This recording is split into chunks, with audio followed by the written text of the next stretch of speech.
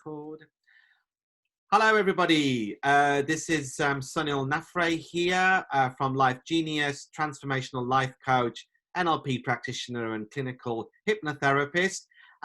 It's a great pleasure to be doing another podcast with an absolutely amazing, awesome guest. I'd like to welcome Carole Douillot to the podcast. Hello there, Carole. Hi, how are you? I'm fine, thank you. It's an absolute pleasure to have you on this podcast. Thank you so much for joining me.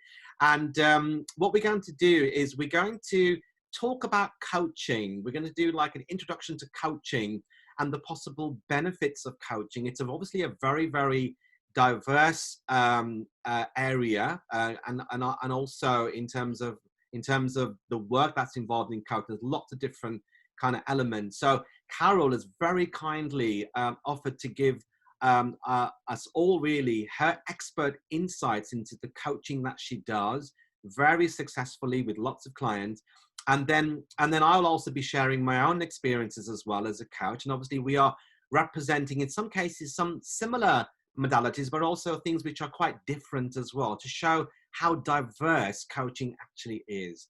So we really do hope you enjoy this podcast. Please feel free to grab yourself a cup of tea or coffee, your favorite beverage, and please feel free to make notes.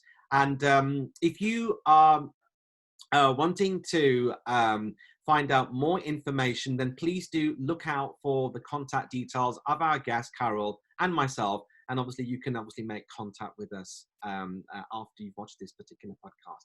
So we're going to, first of all, let me do the honor of properly introducing my guest, Carole. Carole is a very experienced careers coach and also an executive and leadership coach as well. With lots of experience working with a range of clients, helping them and supporting them through various goals associated with life and work and business. And also Carole has very recently specialized in body-orientated coaching, which I have to say, I never heard of this before I actually met Carole, so I'm looking to learn more about it myself. So Carole, just a warm welcome to the podcast. Thank you. Thank you for having me today. Thank you very much indeed. And I think for me, Carole, and I think the viewers as well, is just to get some insight as to how you found yourself working in the coaching field. So what motivated you to become a coach? What kind of coaching you actually do? That would be fantastic way to introduce the podcast for the viewers. Okay, so I'll try to be brief, but basically my background is teaching. So I used to work in a sixth form college teaching French, and because students started not to want to do so much French, then I had to find a new role. And my boss at the time said, "Hey, we're hiring progress coaches in the sixth form." So I became a progress coach. Yeah. And I had a huge course of students, like 300, 200 a year. So for 3 years, I've been coaching so many students. Wow. And it was amazing. It was amazing. So I learned the skills as I was, active listening, being there for students, and realizing there's so much issues around mental health, anxiety, and things like that. And basically, it got me hooked into coaching. And then I thought, sod it. I'll quit my job September 2016, and I will train properly. And because my way of seeing coaching was more around psychology, so it was not just the practical stuff, because people would know what to do typically, but what is stopping them was really my core search, to find the answers. So I qualified with the Animas coaching school in London. Yes. Loved the journey, and I'm still learning. So now I've been doing this job for nearly 4 years, and so I created my company, City Coaching. I've got also a company for school, so coaching for education. And as you said, now I got inspired to look at the whole person, so not just cognitively what we're thinking, but also body work. Got me really interested in what is the body holding, because you've got lots of new things saying that body holds the score, like everybody's got so many answers. So basically, when you do body-oriented coaching, is you facilitate the client tapping into their body, having this dialogue, this inquest into your body. What's the body telling me? So getting into that felt sense. And a lot of people got disconnect. They're in their head, always thinking, and they just don't even pay attention to their body. And sessions are really different. It's really powerful. So people might just close their eyes and do some visioning, embodiment. There's all sorts of new ways of coaching. Fantastic. And I'm integrating now the more traditional coaching with the body-oriented coaching. Right. And I think, this is new, as you said, and I think this is a new way forward. Wow. Because they will get results much faster. And because they will embody it, it's like anchored within themselves rather than here. So it's like, for example, with body-orientated coaching, so obviously with the traditional view of coaching, it's more about doing the mind work that it can then instill the changes. But you're saying that, do you actually use parts of your body? Like, for example, in one of my modalities, we use the emotional freedom technique to tap certain meridian points in the body that can allow, if you tap with affirmations, and then that could release. Is it that kind of? So it can be through movement. There's different modalities, so I can't name them all. But basically, it's sometimes when we talk about I'm disgusted, there's the gut feeling, all this gut stuff. So you really can feel in your core something reacting. But it's actually tapping into that, looking what's there, and then let the person feel the physiological side of them. And then sometimes you will feel that shift. And then people, for example, might have a very, sensation in their jaw all of a sudden. Yeah. And you pay attention, you keep it company, and then something magical happens. And all of a sudden they're like, oh, wow, the problem is gone. It's just vanished. I've had it myself. I've been receiving that modality where you're being coached. Yeah. Because it's unconscious. You don't know what's happening. It's like the body knows and repairs itself and then finds its way. So the answer is not always, maybe if someone wants to do body-oriented coaching, they may be looking for some kind of insight or a specific answer. So it's about, the solution is not actually, it could be focusing on a different body part or a sensation. And then homing in on that, and then doing all the work around using that. And at the end, they feel better. We don't know why. So you don't have a very sort of, if I do this, I get that. No, it's just like some mystery thing. So it gets a little bit hoo-hoo. I have to say, Carole, I think I'm getting more open-minded about, I've never heard it called body-orientated, but some of the things that I get involved with now with other guests, things like controlled breathing work, and actually breathing through one nostril and then the other, and then only exhaling, and using your stomach, move your stomach when you're breathing as well, and then the honeybee meditation, and you sort of put your hands like this, and then you do that, and just touch certain parts. I think the common theme here is that we're not just in our head, right? No. We're using our hands, our sensation. Yeah. It's I think that's the problem most of the time, is people are just in their head. That's it. Do you think that, it's a really interesting, the specialism that you're doing at the moment is very interesting.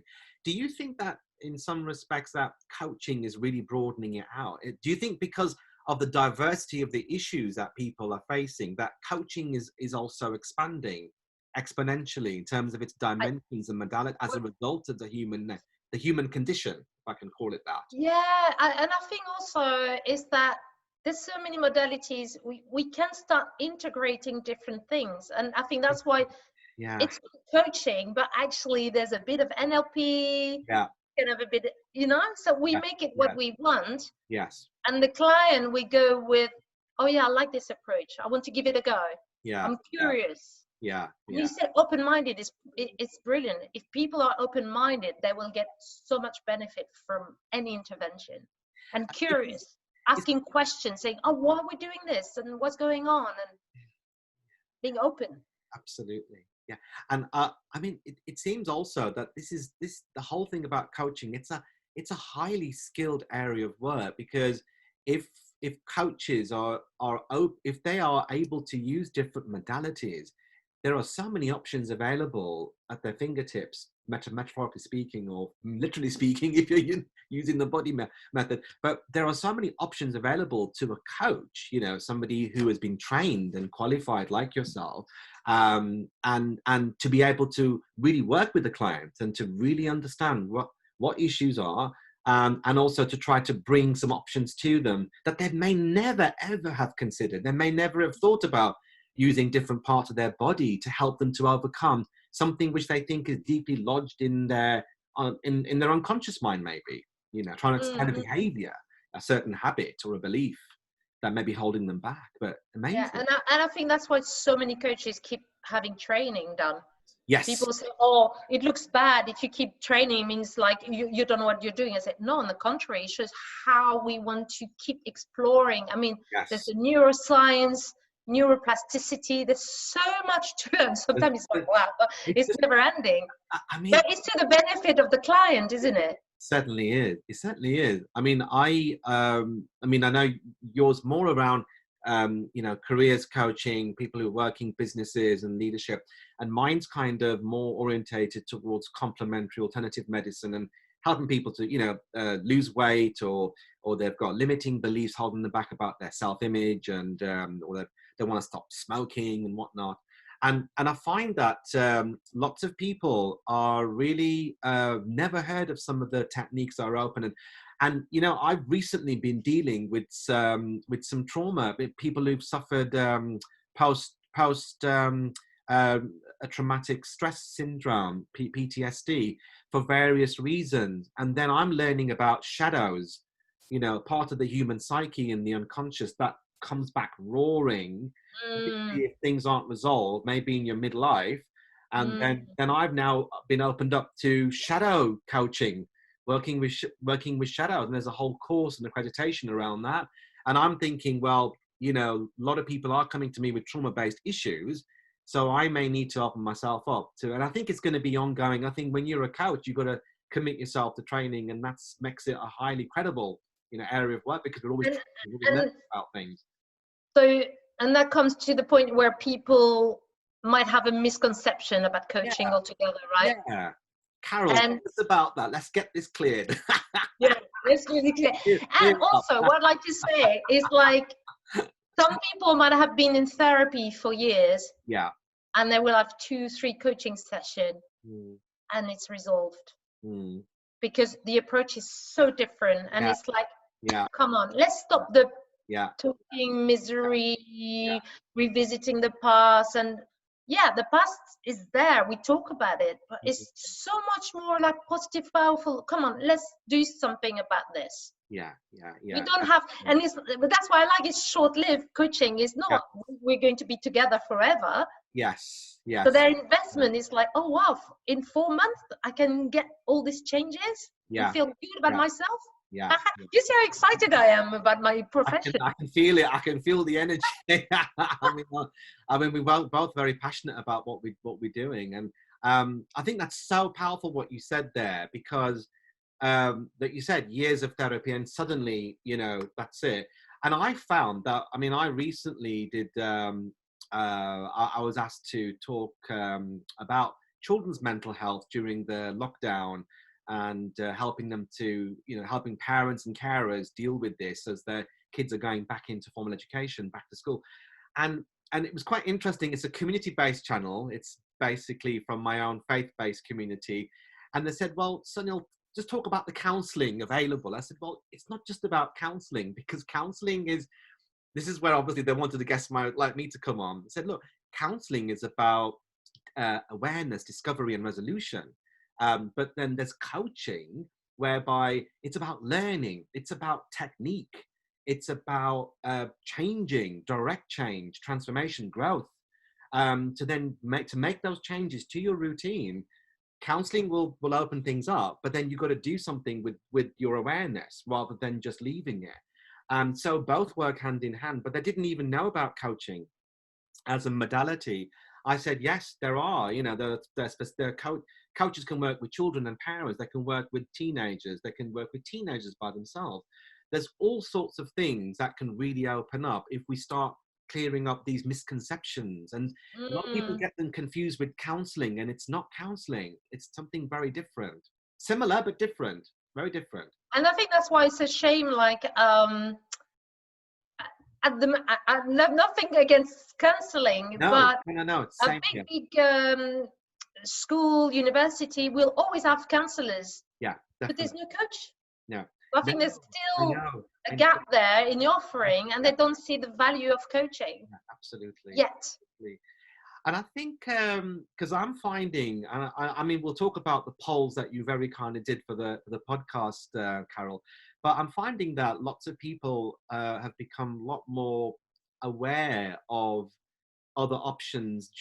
Well, obviously, you'll give us the insight about the polls in terms of, do people know that it's not just counseling, that there are other things available? And I've just had, through my own social media platforms and networks, people listening to my content and saying, oh, I didn't know you could do this for stress, or do that for anxiety. I didn't know you could use anchoring, or you could use tapping and things like that, which I do demonstrations on. And it's just opened up a discussion. And I think people like us, really, I think we're key in helping to bring about, bringing about this change, and not having because then people could be missing out on what they need. And I think what's important is, like, a coach like us, if we feel we're not the right fit, yes, we will say, how about you try this technique? Or I feel, the tapping technique would really help you stop smoking, or whatever. So we're not sort of just use us, we're like open to other modalities as well, right? Absolutely. I'm finding, because with teaching as well, because I'm also a qualified teacher, and I do lots of training of teachers as well as do this area of work, but I'm finding that teaching is also changing a lot, and teaching, and also the learners, and having been much more aware of their mental health and emotional well-being, and the impact of quarantining on their motivation levels, is something that all teachers have to take into account when they're working with people. I think at this point, Carole, we'll come on to the second question. Really, was, I mean, you very kindly volunteered to undertake some polls just to find out, what are people thinking about in terms of coaching and coaches, and what is what is uppermost in people's minds when they are asked to kind of look at this subject area. So I'm just going to hand over to yourself, Carole, if you wouldn't mind just going through the polls and then some of the key results, and then we can then have a discussion. So I was curious to find out why people are not, or where's the resistance towards coaching? So was it about money, about the investment? Was it about the time it would take? Was it an energy thing? Is it because they're not ready? Is it because they don't understand the process? So I had all these questions coming up, and because I feel like during this pandemic, there's so many changes in our life. I think for me, it's the right time to sit, wait, pause.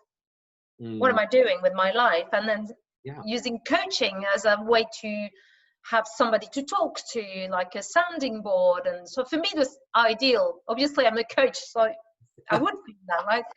But anyway, so I asked these people this question, and so some people came out, so quite high was about the money side of things, saying it's too expensive. So that was the first big reason. And then people spoke about energy, which I can imagine some people might not have the energy yet. Imagine if you're a single parent, homeschooling kids, and working from home. So loads going on. So I can imagine that you need that energy base to be able to start working on yourself and invest this. So I think these were the main thing. But I asked coaches as well in my community, what did they think? Yes, money came first. Yeah. And I think for me, the way to look at this money thing is that there's a misconception as well. Yes, the price might seem high, but what's the price of inaction? Of doing nothing about your life? So you weigh the two together. It's like, do I want to stay in this status quo with my life? Or I want to move things a bit, because this is transformational for life. You're not investing into a car, or I don't know, that it's you and forever. And the work you're doing on yourself will be there forever. It will transform you forever. And for me, that's priceless. But obviously, I'm preaching, but I think that's what I want you to do. I think that's the issue. And people might go and spend a fortune at the hairdressers to feel good about themselves. Or they might go to a spa. So they will, because it's like instant gratification.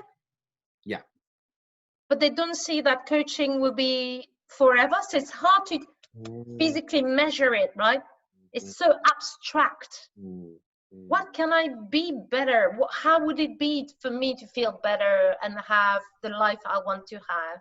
What does this I want? It's so easy just to carry on with your life and do the same as to treat myself from time to time. But when you've got, come on, treat yourself for a lifetime, it's like, I don't get this. So that's the main obstacle I think we need to look into. And as we were saying, years of therapy, so people would pay therapists for like a week, time £50, let's say £50 a week, time it by I mean, the investment is huge in comparison.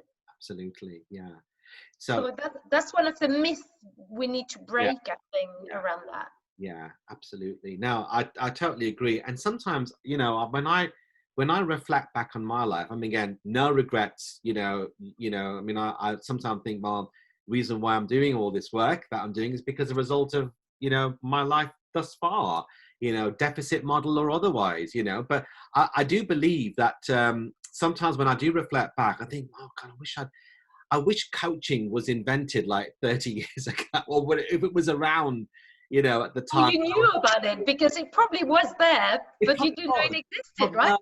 You're right. It probably was there, but it just wasn't, conscious in whatever form, schooling or wherever, And so I sometimes think, I wish I was coached on, on learning how to grow up in terms of, transitioning from being a child to a teenager and so on, or coaching with, say, finances, learning about the power of money and the psychology of money and how a powerful energy money actually is. Coaching in relationships, before you start a relationship with someone, just to have some insights. So if you think about it, these things are massive goals. They're massive, massive goals that we choose to undertake. But then, if for example, people entertain coaching to get them to that goal, because let's face it, people who have goals to become a good footballer or an artist or a musician, then they probably have had years of coaching and mentoring. And for them to get to whatever people want to, earn so much money and gain so much wealth from businesses, they probably had a business coach. They probably had a mentor to help them. And it's something that is a bit of a misconception that we don't need coaching in life. We just get on with it. But then again, then there's opportunities then maybe if you did have a coach, you might, as you said, like invest now, and then you pay less and you have less pain afterwards as well. Just would love your thoughts on that. And I think a lot of people, like, as I was saying, spending money on other things is okay, but spending money on yourself, on your own growth, is like, it's not a culturally well accepted thing. Investing in yourself, it's like a lot of people don't have that self-worth to start with. So spending money on themselves is like, but no, it's a waste of money. They see it as a waste of money. It's self-indulgent, as some people say, self-indulgent. No, absolutely. And again, in terms of, kind of not doing a poll on my clients, but just generally from the people that I've worked with for many, many years. I've done coaching for many years. And I think a lot of the problems that people find themselves in, you know, not caused by them, but they find themselves in an issue, is because they haven't been able to prioritize themselves in the situation. They haven't worked on themselves. They haven't realized, and it's no fault of anyone, you know, I'm just as guilty as anybody else in my life. The most important relationship is with yourself. So what are you doing with that to be able to then empower you in every aspect for you to be able to fulfill what you're meant to fulfill on this planet in terms of your purpose? And you don't know your purpose, well then, blah, blah, blah. You know, so I found that when I look at my own life and thinking, well, now, you know, I'm very clear about who I am. I'm very clear about my purpose and I know which way I'm going. But then now I'm able, as a coach, I'm able to transfer that in my coaching and then just say, are you aware that maybe you're relying too much on this person to be you? You're relying too much on that relationship to be you, when you should be using yourself to identify who you are first, and then you reflect that out, rather than things being reflected back into you, and then you suffer, and then you don't have control. I was wondering about your thoughts on that, because I found Yeah. I mean, for me, quite the identity crisis is the big theme in coaching. a whole other podcast, Who Carole. am I? What do I? Some clients, as you said, but the priorities, like there will be a mom, there'll be a worker, a wife, or you know, or vice versa, a husband, a father, a business owner, or a manager. And when you said to them, "What do you want?" You get a silence. That's right. You in capital letters. And want. Not what you have to, what you should do, what you need to do. What do you want? Then you get a blank. They go, oh my, I spent my life giving myself away to all these people. And then they wonder why people feel the impact, that they get unhappy, they get sad, they get stressed. I mean, when I work with people on stress anxiety, then they really become aware of, oh my God, it's everything else that's causing it. I haven't been putting myself first, and I could have been in more control of things if I'd you know, known my values, and then be more effective in being myself, you know. So, and then people start feeling bad about themselves. It's like, no. Be compassionate. We don't want you to feel bad. Come to the answer. It's about you. Now let's work on you. And here's what we're going to do about to get you sorted, get your identity. Now you've taken the time. Don't dwell on what you've not done in the past. Now we take action. You'll be fine. And then when they say, well, 40 years of wasted, they're not wasted. It's all good learning experience. And now you're going to build on that. And then with this new awareness, and make every moment count. And things like I practice lots of mindfulness with clients, sometimes through guided meditation, or just by being mindful, just be in the moment. And don't waste even a minute or 5 minutes. See what you can do with that, rather than just spend that time worrying about things that have happened and not in your control anymore. And it's all done, but you still worry about it. But I mean, really, you've probably alluded to some of these things already. But what do you think from the modalities that you work within, Carole? Some of the key benefits of coaching for people. If somebody wanted to come to you and they wanted you to be their coach, what do you think they could expect? What do you think benefits that they would gain from that coaching relationship? Well, what I like is not say this is what they get, is when I hear the feedback afterwards. You know, I love asking for feedback afterwards, because I get their answers, not me saying this is their benefit. They actually tell me. Okay. And I think for me the key word is self-acceptance, which is a beautiful way to be. Wow, that's very powerful. Yeah, and sometimes people come to me and say, I want to change a career, I need a new job, I'm not good enough. The not good enough comes a lot. And by the end of the journey, they still might want to change career, but the focus is more about themselves, not like, because changing career is like you're chasing something to feel better, right?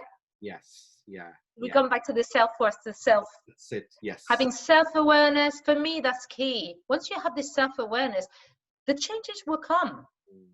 Yeah. We keep thinking, observing, you know, doing this gratitude thing. What do I have? I love it.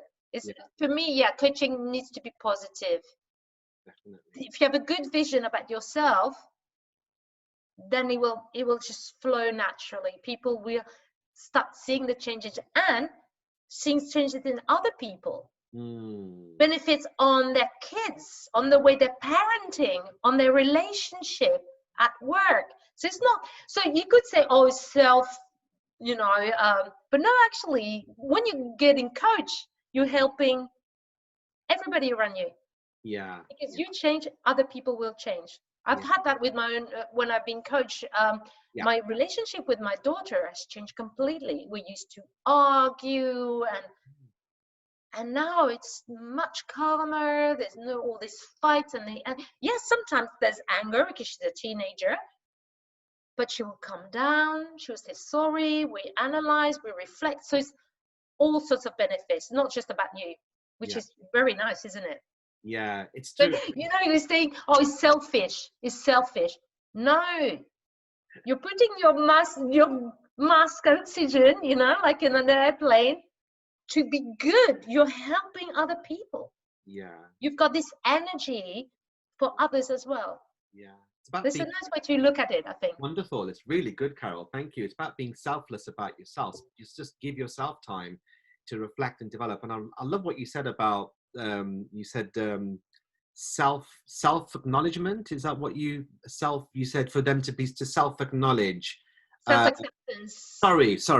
Self-acceptance. Yeah. Self-acceptance. And that is an absolute key thing there. And I think that from my experience, when people get to that stage of self-acceptance, then they then realize the power of influence, the power that how by not doing self-acceptance, they've allowed other things to influence them, and it's not really in sync with their values, and then they get stuck. But then they realize that they are the ones who have the power to influence in a positive way. And then they find that they're in control of relationship rather than the relationship controlling them, whether it's parent-child or husband-wife or two partners, or even a relationship with your manager or you're not a victim anymore. You're not a victim anymore. You're in control, and then you also set the agenda. And then I find that people will be more aligned. The ones who want to be aligned to you, they're much more richer relationships. They're much more enriching, much more powerful, because they choose to be with you rather than for the sake of it. And then you just want to muddle through whatever it is at work or your marriage or your relationship. And then it's about that self-acceptance, and then you know who you become, who you're meant to be, and then you just own who you are and your identity and really own it. And embrace it as well. It's good to be me. It's good to be me. Yeah. And, we don't give ourselves enough time for, how much me time, do you give yourself? And it's so important to do that. And this is where, from my kind of modalities where, being mindful, being still, meditation just forces people just to be still in the moment and just focus on their breath and then their thoughts and their breath, and then see what's going on and realize the power of thoughts and how they make you feel and the actions that could ensue and the consequences, good, bad, or otherwise. And I think that's helpful for self-acceptance as well. Yeah, and to finalize that, the coaching at the end of the day is time to think. Yeah, allowing that space, because I had a client that was the only space she had to actually pause in a crazy busy life. Wow. The 3 kids, That's amazing. And that was a pausing time. Wow. Because people are so busy. And that's why I think during the pandemic, we're less busy. So come on, take that time to pause and think. I mean, even that's so powerful because, we could teach things like 10-second meditation, just whatever you're doing, just 10 seconds or count backwards, count backwards from 10 or 5 and just see how much you're in the moment, wherever you're sitting, wherever you are, and then just get into that zone and then start thinking and then start feeling things and then take it from there. But yeah, that's amazing. I just wanted, actually, you mentioned one of your clients. I mean, just in general, in terms of the coaching that you do, Carole, so who is your kind of target? Do you have a target audience? Are you able to go by demographics, or is it just like No, I love the Well, no, I think I love the fact that I would have, so the youngest person I've had was 12. I okay. think the oldest was 65 or 63, thinking of retirement. And Yes. I love the fact that people from all sorts of backgrounds. So it Yeah. could be academics, Yeah. managers of small companies, CEOs, lots of, I love the variety. Fantastic. And I think people come to me, when they have, it's about like the imposter syndrome sometimes, not feeling good enough. Ah, right. There's So, a lot of that, especially around academics. It mm, comes quite a lot, this thought. wow. But it's really funny that you just attract some different type of themes. Yes. Like, I'm a mother of 3 children. I could have been attracted parents around parenting issues, Yes. Yeah. Yeah. but they're not coming to me. So I can start seeing what people come to me for. So lots of career change, wanting to make a move, change. Maybe it's because I've myself made this move, this transition. So they think, give me a bit that energy, that power to do these Yeah. things. Yeah. They're Yeah. feeling stuck. They're Yeah. feeling stuck. So they, you know, Yeah. Yeah. and yeah. And for me, what's beautiful is to see people just being happy within themselves at the end of the day. Isn't it? It must be so. I mean, like you're working with such a diverse group. It must Yeah. be so rewarding. And I must say, what I love is when very young people will approach me on their own accord. It's not the parents say you need a coach. I had this 19-year-old came to me and I was like, oh my, you're investing in yourself. You're 19. You pay. Obviously, I gave her a reduced rate because she's so young, but I said, okay, let's do this. And for me, that's, wow, you're so much, you've got it, you're sorted. Because if at 19 you're already doing this work, Yes. the world is your oyster. Wow. Yeah. I wish I had coaching at 19. I wish you were my coach at 19, Carole. Then again, it is what it is. You just accept Just to it. finalize this, I think it's a shame that a lot of youngsters think if I get help, it means I'm not strong. It Yeah. means I'm this. They have all this stigma going on that I Mhm. can do this on my own. And Mm. then I always use the coaching for sports, for the athletes. I always show them that big athletes always have a sports They coach. always have one. This is what we They do. have a whole team. They They have say, team. how do you think Yeah. this tennis player is doing? He's Yeah. got his massage guy, he's got all this. He's not brilliant all by himself. No. Don't. No. And I think that's this myth around, like, if I'm going to be good about myself, I have to do it all by myself. Yeah. Yeah. Yeah. And I think this is the myth we need to really, break. really good point. And like how we've all benefited from help, guidance, support from people, either from family, community, friends, colleagues, associates, and how sometimes they're helpful advice without, maybe not in a coaching format, but still that information that's coming to our space, and then we've thought about it, then we've acted on it, and it's benefited us. And in a way, coaching is kind of formalizing that. And but then, I always use the sports examples, or people wanting to become top class singers, voice coaches, and all sorts. There are lots of people behind the scenes who are doing all of this for them as well.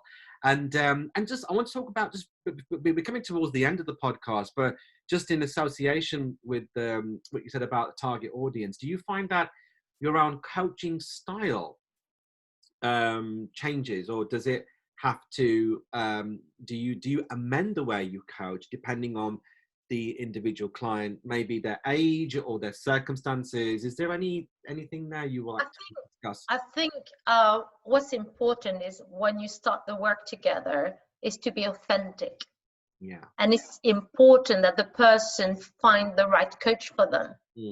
That fits. Because some people just find the coach that don't really get on, but they carry on and they're like, I'm not getting anything from that. They just carry on, they've paid for it. I said, no, you have to make sure it's the right fit. Yeah. Yeah. And I said to them, we keep checking in that it's working for you. I don't want just you to go with the momentum. I want to make sure you're getting everything you can from this session. Yes. I'm here to serve you, not to. So let's say some people at the end will say, oh, you are not direct enough.